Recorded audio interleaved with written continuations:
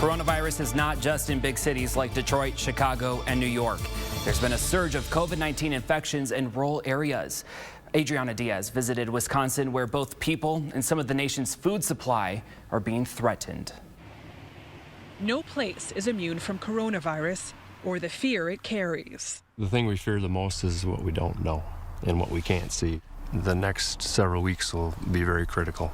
But out here over cornfields and cattle, at least social distancing comes with the territory. Just ask farmers Adam and Carrie Flight. I think we naturally self-distance ourselves just being in rural America.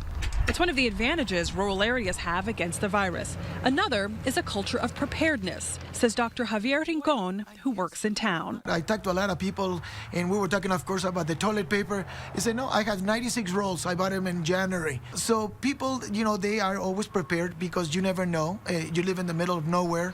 Dr. Rincon is one of only 2 doctors at Family Health La Clinica in Wautoma.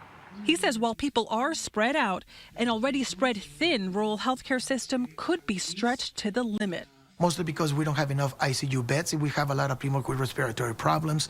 And if our staff actually gets sick, is nowhere we can replace the staff. This is the main drag of Main Street in Wautoma, Wisconsin, and most stores are shut down. But coronavirus isn't just affecting business in town. This whole area is surrounded by farmland. And farmers have their own concerns. Could the country's food supply be threatened by this? It certainly could. The production cycles for vegetables are short, especially in our region. We've got one opportunity to plant that crop. In addition to how the virus is impacting farmers and an already strained rural healthcare system, some locals are also confronting issues with internet.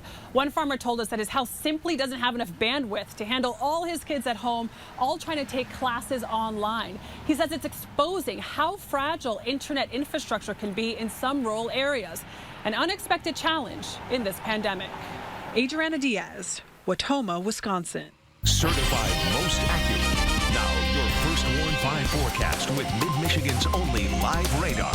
Here's Chief Meteorologist Brian Bachman.